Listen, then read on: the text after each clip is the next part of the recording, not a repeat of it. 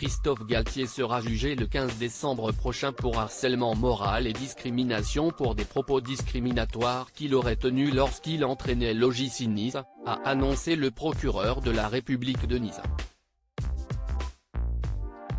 Nouveau rebondissement dans l'affaire Galtier. L'entraîneur de 56 ans, qui s'apprête à quitter le PSG, sera jugé le 15 décembre pour harcèlement moral et discrimination pour des propos discriminatoires qu'il aurait tenus lorsqu'il entraînait l'OGC Nice, a annoncé le procureur de la République de Nice Xavier Bonhomme. Il a également indiqué que lui et son fils John Vlahovic Galtier étaient en garde à vue depuis 8h45 du matin. L'entraîneur a contesté les infractions susceptibles de lui être reprochées, tandis que son fils a été laissé libre à l'issue de ses auditions, selon le procureur. Contacté par l'AFP, M. Olivier Martin, l'avocat de Christophe Galtier, n'a pas répondu dans l'immédiat.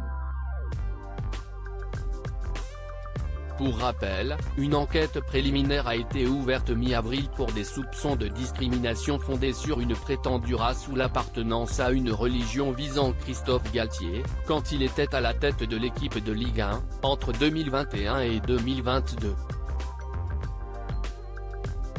L'affaire a éclaté après la révélation par le journaliste indépendant Romain Molina puis la radio RMC d'un courrier électronique, que l'AFP n'a pas pu authentifier, adressé à la direction du club niçois par l'ancien directeur du football du club Julien Fournier, avec qui Galtier a entretenu des relations exécrables.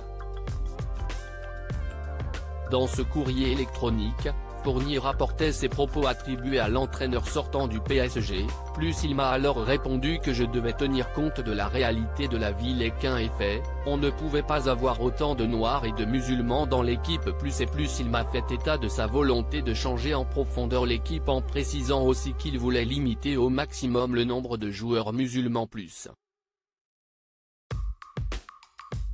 Je suis profondément choqué par les propos qu'on me prête, relayés par certains de manière irresponsable, avait réagi l'entraîneur en conférence de presse après le déclenchement de l'affaire.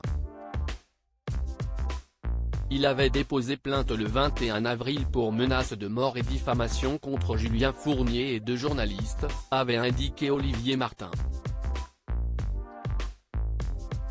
Julien Fournier avait indiqué le 22 mai à l'AFP avoir été entendu. Plusieurs joueurs et dirigeants niçois comme le président du club Jean-Pierre River, ainsi que l'ex-entraîneur Didier Digard ont également été interrogés par les enquêteurs. Le procureur de la République de Nice a précisé vendredi matin qu'il en dirait plus par communiqué de presse en fin de journée.